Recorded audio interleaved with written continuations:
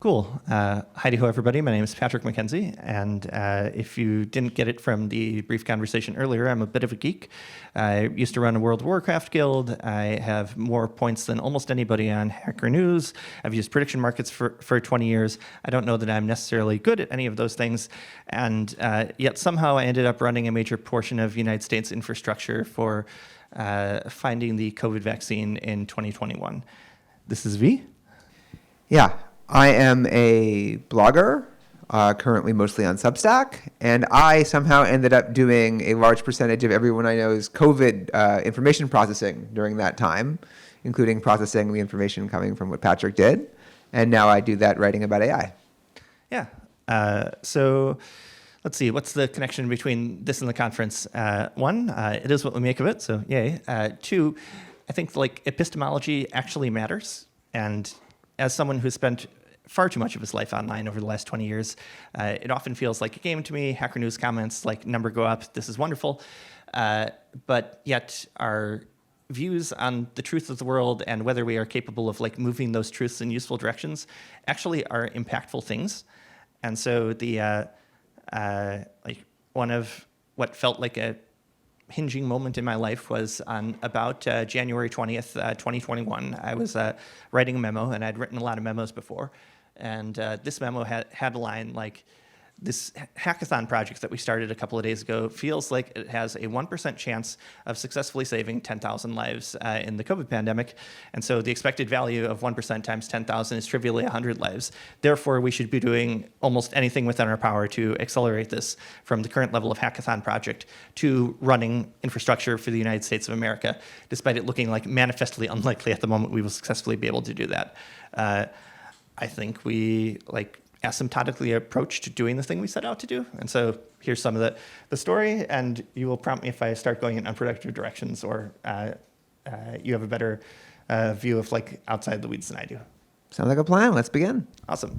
So January 4th, if you can cast your minds back to January 14th, 2021, we had multiple effective COVID vaccines, and there's a book, The Search for the Cure, I think, that talks about Operation Warp Speed and the multiple decades of scientific process that got us to the point where we could successfully develop a candidate COVID vaccine in 2 to 3 days and then get it productionized within the course of a year. That, I think, unambiguously is one of the best successes that science has ever achieved in the history of the human race. So that was wonderful. Then we tried to distribute the COVID vaccine, which felt like it should have been kind of easy, and empirically was not. The federal government was distributing the vaccine to states, which were distributing it to counties, which were distributing it to end service providers, and collecting numbers on this. And in the middle of January 2021, the state of California was reporting to the federal government that for each 100 doses of the vaccine you ship to us, we have been successfully injecting 25 of them. And if you cast your head back, this is the most anticipated product release in the history of the world.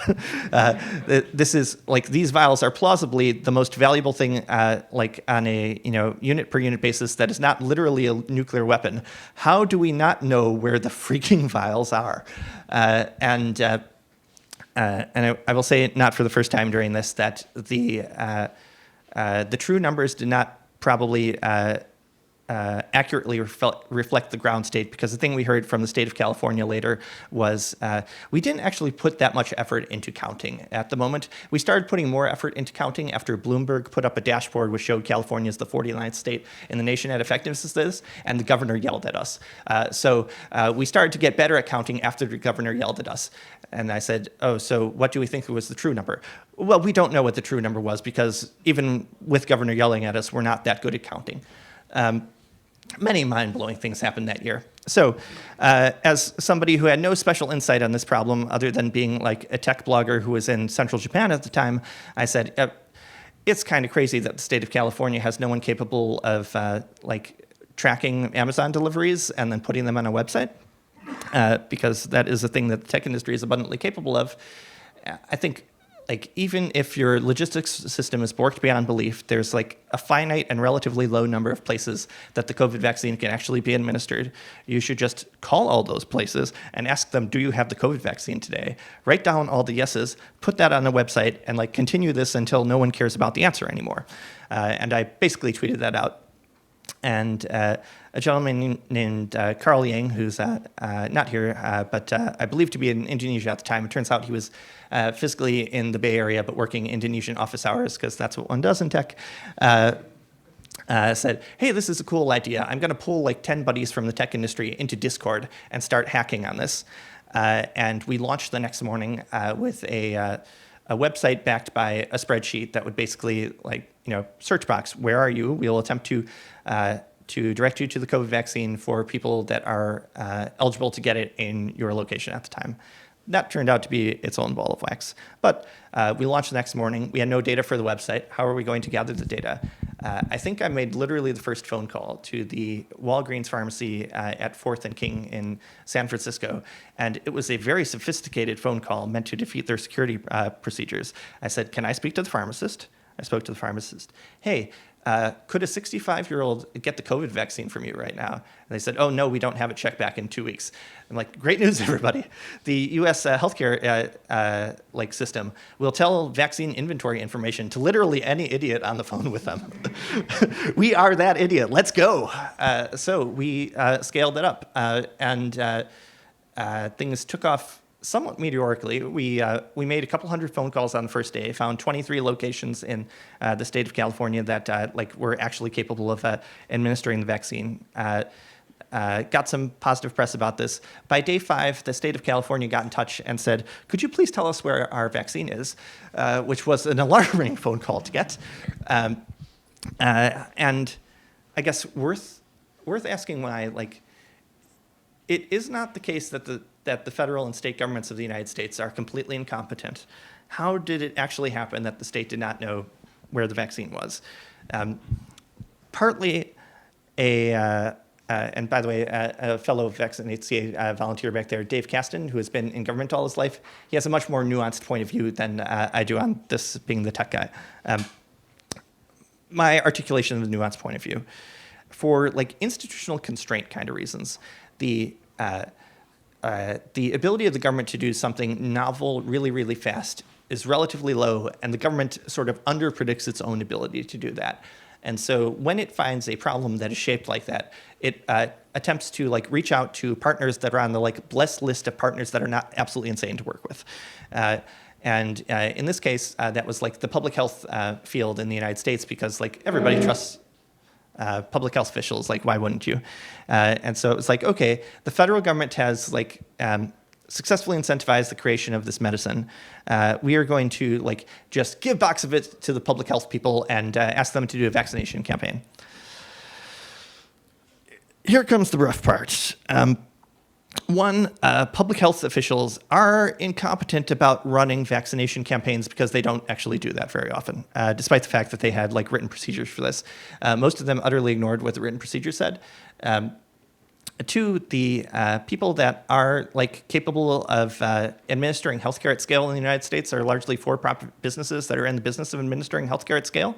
And the government swiftly cottoned on to that and said, we're going to give less of the doses to the public health people and more of the doses to, without loss of generality, Walgreens.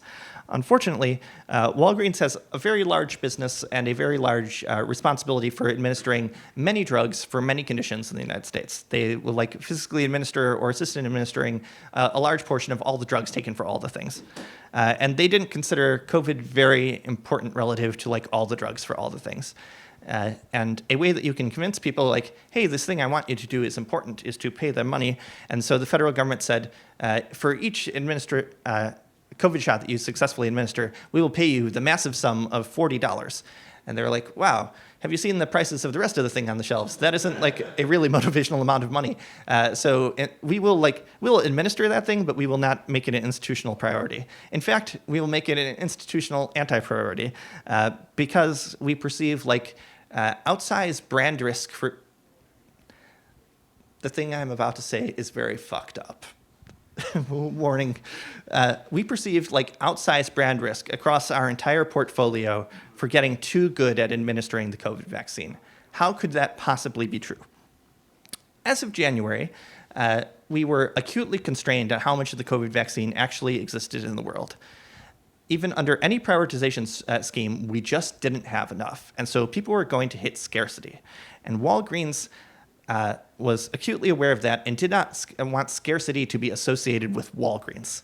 And so a thing that Walgreens did was without loss of generality, Walgreens, many other people did the same thing. I'm not trying to burn their bits specifically, even though, yes, they specifically did do this massive fraud against the American people that cost people lives. They would lie to people as to whether they had the COVID vaccine or not. Like if you called any Walgreens, there was or many other chains in the country, there was a recorded message that said, the pharmacist has no information about the COVID vaccine. Please go to www.ourwebsite.com/COVID, where we have more information about the COVID vaccine. Two lies in that statement. One, the website had no useful information on it. Two, the pharmacist does factually know whether the refrigerator next to them has the COVID vaccine in it or not. And in fact, across the United States, the pharmacist was the only person who scalably knew whether that refrigerator had the COVID vaccine or not. And so we published what the pharmacist knew really quickly and continued attempting to scale that for the next several months. I'm monologuing a little bit. What would be interesting? So when you realized you could just call them, right? So then how did you talk about how you figured out how to scale this thing and present it to the world and make it actually happen a bit? Sure. So when we realized that any idiot like me that calls a pharmacy and asks a question in a particular way will get an answer, we were great, we can have a bunch of volunteers call all the pharmacies in California and then eventually all the pharmacies in the United States and do this every day. And then the math for that doesn't work out very well. This is one of the reasons why the government never decided to try it, by the way, because there was no official capacity planning exercise. A bunch of people who briefly thought about it in meetings thought there must be a whole lot of healthcare providers, and that would just require an unmanageable number of callers to make an unmanageable number of calls. And this is why the discipline of prediction markets and putting numbers on things is useful, because you can use numbers to reveal truths about the world. So it is not the fact that there is an unknowable number of pharmacies in the state of California. It's about 6,500. It is not the fact that there is an unknowable amount of calls that a caller can make per day. Pick an estimate. There's 8 hours in the working day. Can they make 100 calls? Sure. Okay. So that requires 65 callers working. And the number of people who work in call centers is a number that is vastly more than the number 65. And so this is doable. But we did not have the entire staff of every call center in the world working for us. We instead had a bunch of volunteers. And it's difficult to run a call center on a volunteer basis because you don't know how many calls you can make every morning. And so for the first week or two, a lot of the intellectual effort that we were doing was how do we motivate volunteers to make more phone calls so we can discover more vaccine at the margin, so we can put the information about that vaccine in the places where people go to try to find the vaccine. So one of the micro strategies that worked there was we ran in Discord, as all good healthcare infrastructure does, and we would publish in Discord when we found the vaccine with an automated thing called the Gong bot, and the Gong bot would say Gong, we found the vaccine, and we noticed that volunteers would immediately make a bunch more calls after the Gong bot, and that would continue for an hour or two, and so a thing that we kind of covertly did was bias the first couple of calls we would make every morning for the first couple of weeks to places that we thought were abnormally likely to have it intentionally, so that we would get the gong early, and so people would make more calls and therefore find more vaccine during the day. Then we used that spark of there is something here that is working as an argument for people with more resources on hey, if we're able to do this on a shoestring budget and a bunch of volunteers, give us a tiny amount of money, we can tap Capitalism Incorporated to get actual call center services, and then we will be able to scale this up. And so it turns out there's a lead time associated with call centers, that contracting, convincing them that you actually have money to pay for call center services, yada, yada, yada.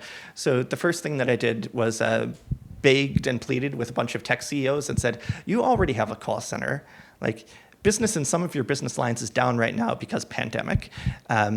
but those people are still like making phone calls every day. Can I just have like 5 people make phone calls for me for the next couple of weeks? And so we did, and it turns out like 5 people banging the phones because it's their job, because like they are professionals at that, and someone will actually pay them for banging the phones, greatly exceeds the volume of a bunch of people who like make 3 phone calls in the morning because it seems like a good thing to do for the world. And then we like progressively bootstrapped on that sort of thing, on like more capacity gets more results gets more proof points to various funders, and then various funders shower us with money. They did not, in fact, shower us with money. It was a pain in the keister to raise $1.2 million to run this project for about 6 months, which I did not expect, because I come from a tech background and thought like, hey, like, you know, if I were pitching this as a Series A startup, I think I'd be able to raise like $5 million in 48 hours based on what we have right now. Even if my explicit pitch for the startup was, you're going to lose money on this one, but you'll get a great story at the end of the day.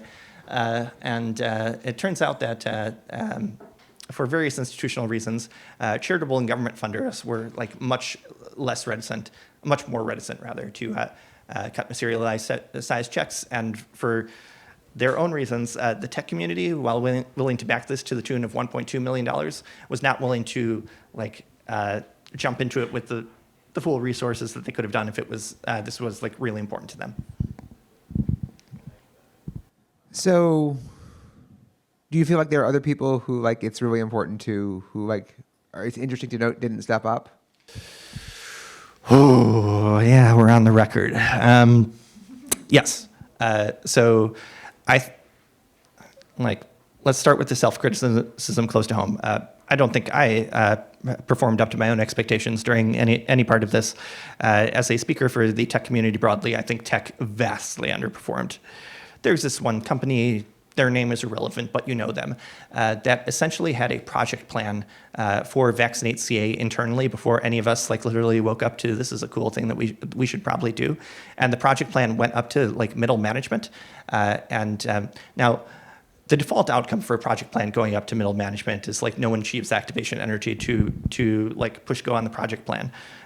So that's the default outcome. So like it was probably dead on arrival. The thing that like really specifically like it's dead on arrival, let's knife the corpse a little bit, was January 6th and the prevailing sentiment in government towards tech after January 6th. This fact has been like partially rabbit-holed, but in the immediate wake of the January 6th events, a bunch of people in positions of authority, newspaper columnists who are weirdly in the United States in positions of authority, et cetera, said this is really like tech's kind of fault, because this insurrection, demonstration, whatever you want to call it, must have been organized over tech platforms, and therefore like people who run tech platforms have a responsibility for having not stopped this. Tech platforms did not see that fact that way, but tech platforms have people internally whose job is like, don't piss off the government. And those people sent emails to everybody at the company saying, whatever you're doing for the next 2 weeks, if it would cause us to like, get PR or be mentioned in the same sense as the government, do not do that thing. And so one of the reasons for killing internal projects for like doing vaccine distribution was because there was the very real risk of being better than the government at vaccine distribution, and then having that like tie into the broader narrative, and then getting your real businesses turned off because people were at a point where they were like very literally discussing things like, can we revoke Facebook, Google, et cetera, pick a name. Can we revoke their permission to do like the news business, to stop the flow of misinformation, which would be a multi-billion-dollar problem for them. So tech underperformed. The government obviously underperformed. The pharmacies, in choosing to lie to patients about drug availability, underperformed. The civil society had a contentious debate about how we should do prioritization to save the most number of lives. And many actors in civil society were, in fact, sounds like a really damning thing to say, and I have to say it because it's true. Many actors, like their true motivations were not to save the most number of lives. And to throw like specific actors onto the bus, there were lobbyists and unions in the state of California, which said that like our constituency really, really cares about how high they are prioritized for getting access to the COVID vaccine. regardless of medical necessity. This is just like a thing they care about. Our job is to like make our constituency happy. Therefore, we will advocate for our constituency getting priority access to the vaccine. And so, like, actually have the PDF file where the lobby for veterinarians in the state of California bragged to its constituency, like, you guys were not going to get counted as healthcare workers and get prioritized for the COVID vaccine because you don't actually provide healthcare to humans. But clearly you would prefer to not die from COVID. So we got you prioritized as 1A along with pharmacists who are actually administering this drug to humans. The teachers unions in California, like the modal member of the teachers unions is a healthy 30-year-old who is quarantining at home. They were 1B. So 1A is greater than 1B is greater than 1C. 1C in the state of California was people whose physicians believe will likely die if they get COVID. Like, that is a straight up truth. And kind of like mind-blowing that we as a system would prioritize things in that fashion, and yet we did, as a like matter of the historical record. So there was a whole lot of suboptimality to go around. So to what extent did that suboptimality or other people trying to prioritize like interfere with the goal of letting people find the vaccine? Yeah, so the more complicated you make a prioritization scheme, the more intellectual effort of your entire delivery apparatus has to be in like administering the prioritization scheme. And the administration of the prioritization scheme at many margins outcompeted administration of the life-saving drug as a goal. So, like when the state of California, not California, New York and New York City were administering the COVID vaccine in January 2021, a literal thing that they did, so intended target at this point was largely like seniors age 65 plus or 75 plus. Hello, Mr. Senior who is 75 plus. Could you please go to sign up for an appointment on this website? We are going to put you through a 51-item questionnaire, which will require you uploading multiple documents and scanning successfully. And if you are not capable of doing this, no vaccine for you. And when you say that in as many words, that sounds fucking insane. But it sounded sane to everybody in the room that was like, well, we have this prioritization scheme. The prioritization scheme is the law. We've all been told that we will lose our jobs if we do not respect the prioritization scheme that is the law. It actually was not the law, but whatever. It was official government policy. And therefore, we should like constrain all actors to deliver the thing that will result in a 75-year-old being asked to do a 51-step questionnaire to get life-saving healthcare. And then this repeated all over the place. There was a real concern for legitimate reasons that like we are, sprinkling these vials of COVID vaccine all over the place with the broad intention that people will go to vials closest to them. But people are capable of like asking questions and moving in response to the answers they get.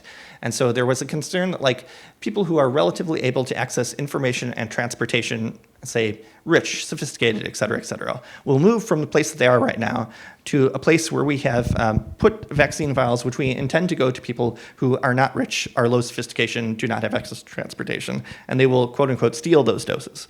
And so a thing that the systems across the United States invented in parallel was residency restrictions, where like these doses you will only be able to access this life-saving healthcare if you are both eligible for like getting the vaccine at the moment and also can prove that you reside within like this zip code.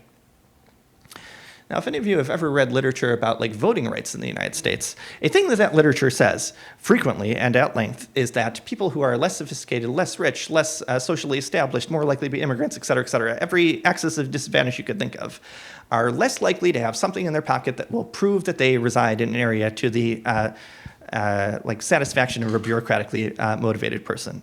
And so the thing that you had to hope was that the people in charge of administering residency restrictions to help less advantaged people would remember that the residency restrictions were only supposed to apply to bluntly rich white people.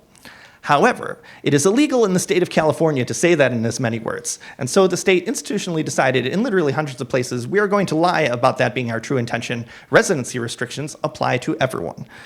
And so the people the residency restrictions were designed to benefit frequently directly were blocked from accessing healthcare because they could not prove their residency to the process in a way that was utterly predictable by everyone in the room designing the residency restrictions. I feel somewhat passionately about this topic. Apologies, just want to throw out some fun discussion topics. And these are not fun discussion topics, but I think it is important that we learn lessons set like this for both the next pandemic and the next catastrophic social event which has shaped anything like this. So on the level of these types of dysfunctions, what can we in this room do differently now to try and make it, if there's another pandemic or some other disaster happens in the future, that it goes less stupidly? One of my chief takeaways was about the efficient markets hypothesis. And so I've long time been a believer in the efficient markets hypothesis, and I run the sort of background trust in it that I think a lot of us run, where it's okay, clearly large sophisticated actors would not leave tens of billions of dollars of alpha lying on the floor right here. And therefore there is no tens of billions of dollars lying on the floor right here. And the thing that I've come to believe about this is be willing to update in the face of evidence as to whether there is truly tens of billions of dollars of value lying on the floor. And if there is, you know your value system better than me, but take advantage of that fact. And so the way to quote unquote take advantage of it for us was okay, it appears that all the king's horses and all the king's men are incapable of doing a thing that a bunch of non-specialists can describe in a 2-page project plan and hammer out a workable project plan over 3 hours of talking to each other on Discord. Maybe we should do that. And we did, and empirically it ended up mattering. The greatest mechanism for it mattering, by the way, was not people directly came to our website, but after we had this data source that it was not complete, it was not 100% accurate, but it was the best data source anybody had, and credentialed people who were in positions to know would tell other credentialed people, yeah, that's the best option going. There are people who had massively more reach than us, without loss of generality, Google. And it turns out that people were Googling things like COVID vaccine near me, and Google institutionally wanted to have an answer for COVID vaccine near me. And Google had institutionally approached the government on hey, can we get the data on this? And the government says, yes, only problem, we don't have it. And Google said, what?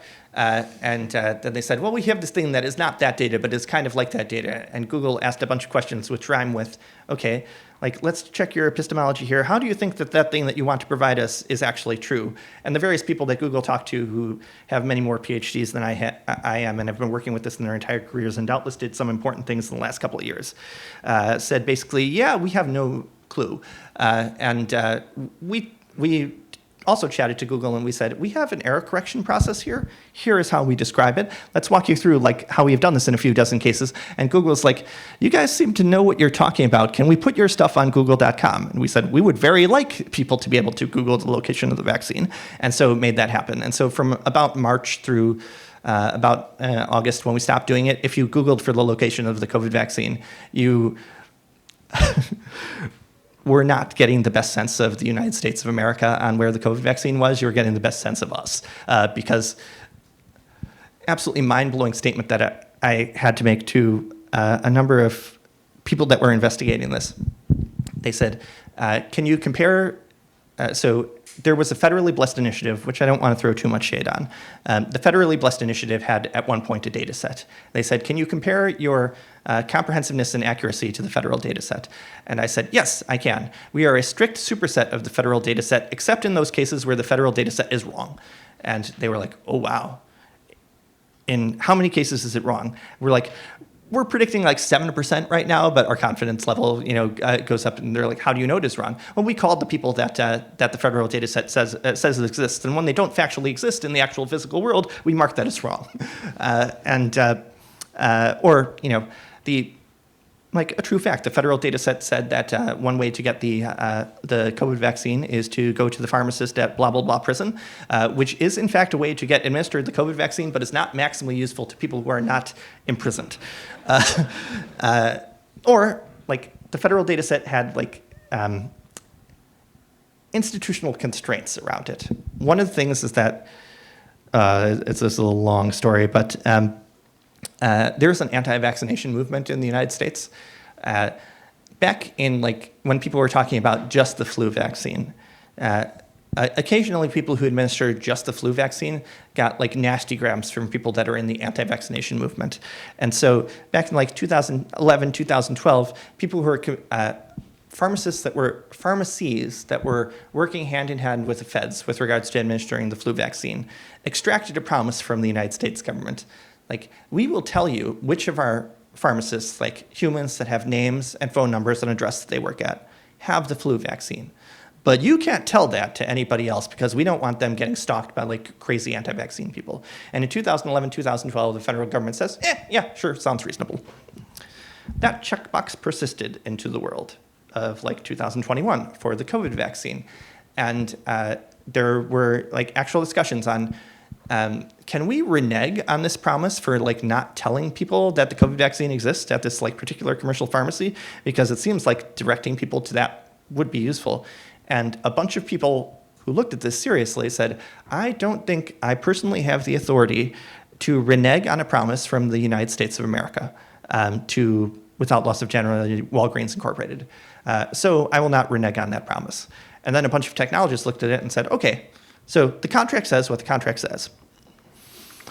There is an if statement right here that like implements this promise. Can you look the other way for a moment? Like serious people talked to those technologists and said, you are definitely not allowed to push the delete key on that. And so the delete key was not pushed. A benefit that we had was we had made no promises to the pharmacies and could just like publish true facts about the world. And so we did. And then one reason that the data set the feds were publishing was like intentionally underscoped by a staggering amount was we had no promises that were like telling us to intentionally lie to people about the availability of life-saving healthcare. So they had no way to go back to ask the pharmacist of without generality Walgreens Incorporated or anything like that? You would think so, right?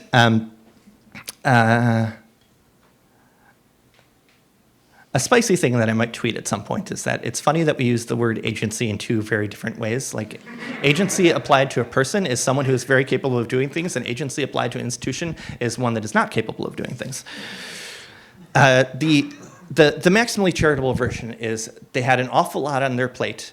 It sounds obvious to me as the person who was obsessed in this topic that like here are the bugs, but this is a small portion of the overall effort, and there was no one who was both at a sufficiently high level to make a decision on this and presented with like, okay, here is a one-sentence description of the bug, and like you need to fire off this email to these 6 people, and then they will have this bug fixed in like a week.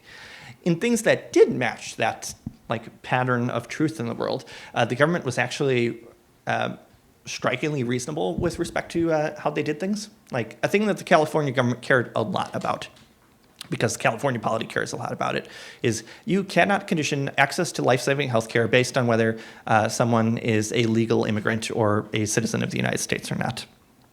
That was the policy. Everyone understood that to be the policy. However, nobody told the person who was in charge of writing like a particular web page on like how to verify residency restrictions for access to healthcare in an unrelated thing, which, because like an existing web page is easier to like link out to than a web page that doesn't exist, was the one that they linked out a lot for like, here's how you verify residency restrictions for getting the COVID vaccine. And we discovered that and raised that to the state government on like, hey, you're telling people to do the thing that you are also telling them not to do. They're like, we should like very quickly tell people to stop doing the thing that we think is unethical, immoral, unjust, and will kill people. I'm like, yes, you should probably do that. And they did. Or in cases where we called a pharmacist on the phone. So background information, very frustrating topic. The COVID vaccine was free, asterisks, which is the way you say in English that something isn't actually free. But the thing you were definitely not allowed to do was to ask somebody for cash payment for it. So we would call people and ask them like open-ended questions like, hey, could a 65-year-old get the vaccine from you today? And a pharmacist who has a degree and is a medical professional and has, sworn oaths, et cetera, sometimes they said something like, yes, I can absolutely dose you if you pay me $50 cash when I do so. And we would call up the California government and say, hey, FYI, you've given 100 doses to a sociopath. Could you like make better decisions in the future? And they would frequently call him up and say, like, hey, you apparently told a healthcare seeker something on the phone, which might or might not like match the actual practices of your pharmacy. We suggest that it doesn't in the strongest possible way, and released 100 doses back into the population. So based on all of these experiences, how do you view like trying to get the government or the institutions that have all these problems to do something versus working around them and trying to like do it yourself, and versus like trying to get them to outsource it somewhere, or So it's interesting to like try to seek leverage on institutions that have power and resources. We could not have built up a as good a consumer brand as Google has, and we didn't have to because we were able to, like the nice way to say it is partner with, the like accurate way to say it is like suborn Google's internal processes. So like suborning Google's internal processes is like much easier to do than making Google ex nihilo.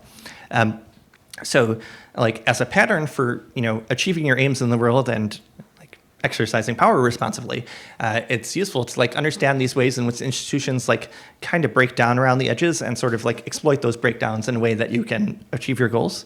So I think that's one of the takeaways.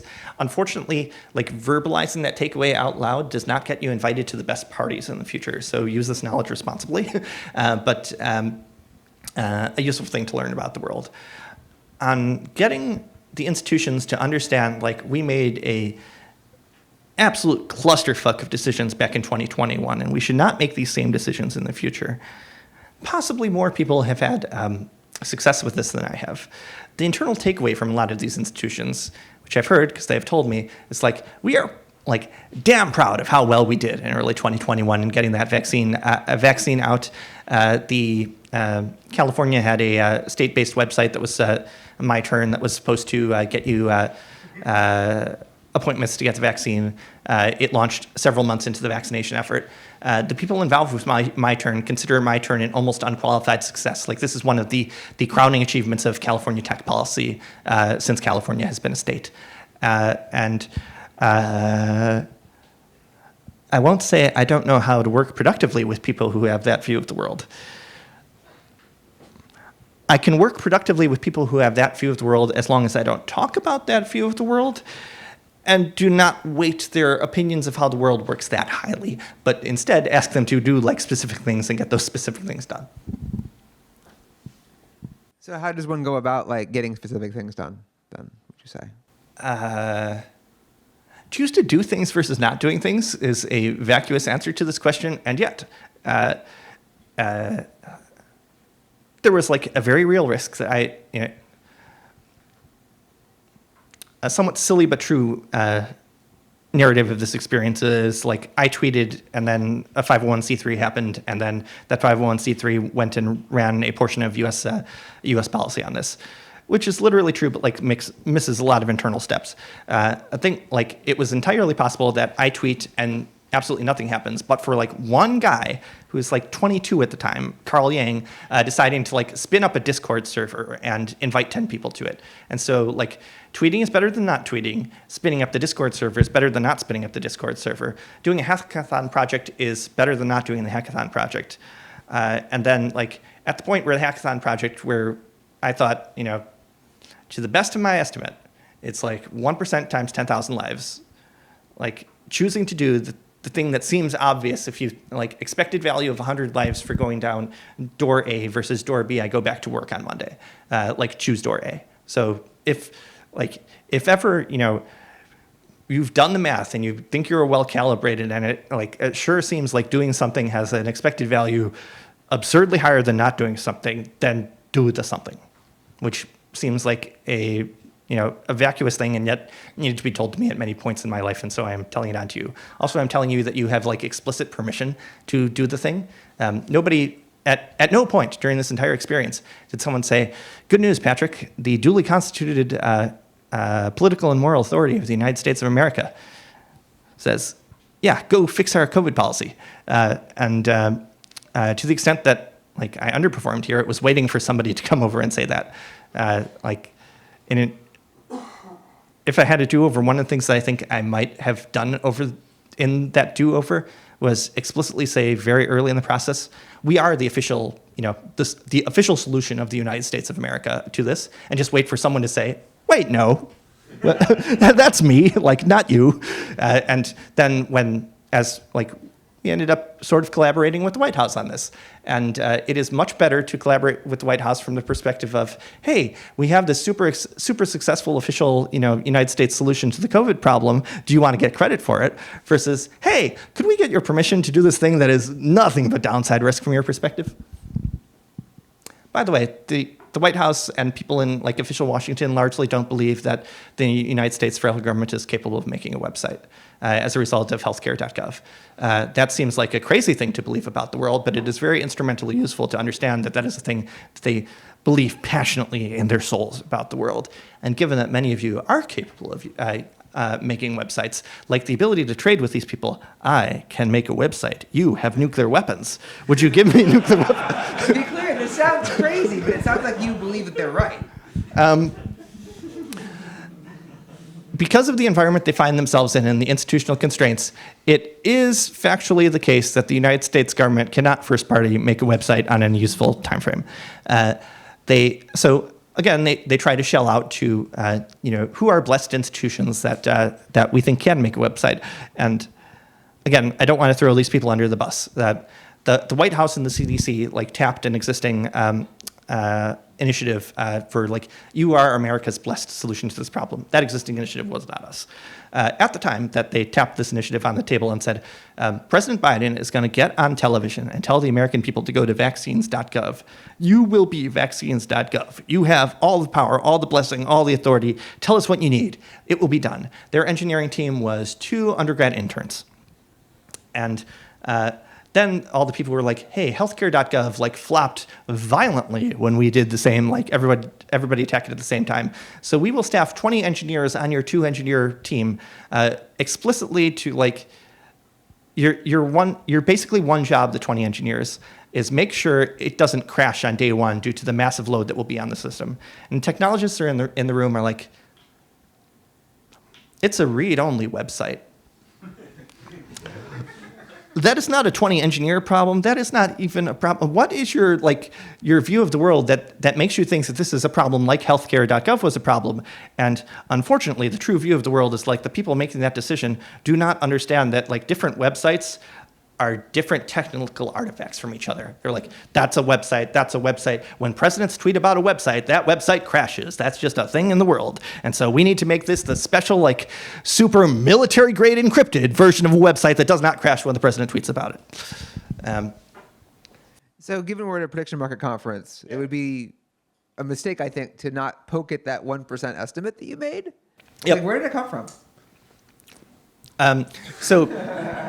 An old line about Silicon Valley is like a thing that people in Silicon Valley use tactically when they are both not capable of making a rigorous insight and also like want to convince someone to give them money, is you take a gigantic total addressable market size, like the total addressable market is $100 billion. Even if we have 1% chance of that, then expected value is $1 billion. I'm not entirely innocent of having done that. The context this memo was written in was convincing 10 people, like, hey, we have lives, we have families, we have, in most cases, very, very cushy careers. I want you to drop all of that on the table and go all in on this immediately. And BT Dubs, I was asking for, like, also, you need to trust me because I need to like call a bunch of billionaires to get this thing funded. And I'm going to promise them the moon and stars. And despite all of you being like, we were 10 equal partners in the thing. I'm like, at the point where I'm talking to billionaires, we are no longer 10 equal partners. I am the absolute dictator, and I will promise them things, including things that I think we won't actually be able to deliver, to try to get that money to deliver the things that we will actually be able to do. Are you cool with that? And so, in partly, it was a, motivated cognition that resulted in the 1% estimate. In part, to the extent it wasn't motivated cognition, there was I understand how call centers work for various reasons. This feels like a call center shaped problem where like the thing that call centers are really good on doing is if you have a recipe that works once, just repeating that recipe 500,000 times is like not a feat of science. It's just like, continuing to turn the crank. We had the recipe working. From end to end. By the end of that first weekend, we had people who were Mallrat9000 on Twitter had heard about us from Kim Mai Cutler and said, on day one, I got my parents successfully set up for the vaccine as a result of like clicking around on your website and doing the things.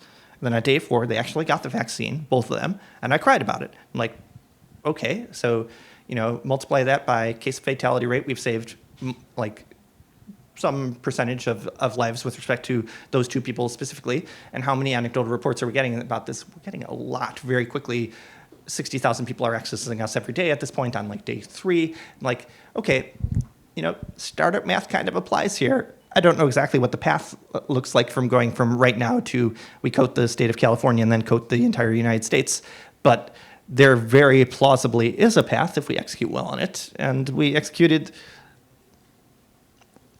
B- on that path and likely saved 2,000 to 8,000 lives probably. I wish I had a better estimate on that. I went back and asked Google, like, hey, it would be, so my theory for where we got, cool, thank you. My theory for where we got most of our impact it was like certainly not through our website. It was through publishing partners telling people where to get the vaccine from. Our largest publishing partner was probably Google. And I went to Google and said, hey, can you tell me how many people, like how many queries did you serve about this? And they were like, oh yeah, we know that number. I'm like, cool. And they're like, we have no reason to tell you that number. I'm like, I sort of did you a solid. They were like, yeah, you did. No. And I said, can you hum a few bars for me? And they said, well, if it wasn't millions, we wouldn't be talking to you, kid. And I'm like, oh, cool. So millions. Like, was it like hundreds of millions? And they're like, drop connection. And then, like, how does the math on this work out? When I was trying to convince people in January that this would be a good thing to spend a few months of their lives on, I said, to a first approximation, accelerating the vaccination campaign by 10,000 dose days saves 1 life in expectation. And we, likely accelerated the vaccination campaign by many tens of millions of dose days. Now, granted, the conversion between dose days and lives saved, that is a dynamic process. You save a lot of lives early when you are vaccinating people who are greatly at risk of COVID, and then you save relatively less lives later. So, have you since then ever had like that moment of like, someone should really do this the same way someone really should have done vaccinate CA? No, because I haven't quit my job to do anything. Well, I did quit my job, but not to do anything useful aside from like play Baldur's Gate 3 and move my family to America.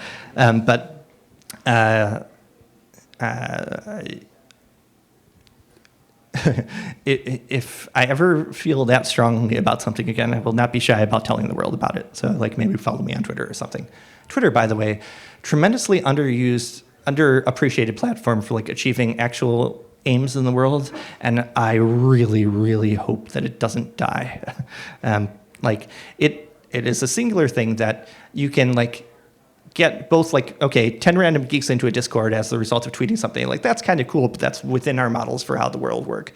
But like you can start coordinating multiple people at like staff level of various government agencies through exactly the same mechanism, and they will come into the Discord and say, hey, we've been thinking about this too. Like, have you thought about blah, blah, blah? And they have no incentive to actually tell the world that that is true, because many of them are both addicted to Twitter and absolutely hate it and everything that stands for, and Elon Musk in particular. So, final question.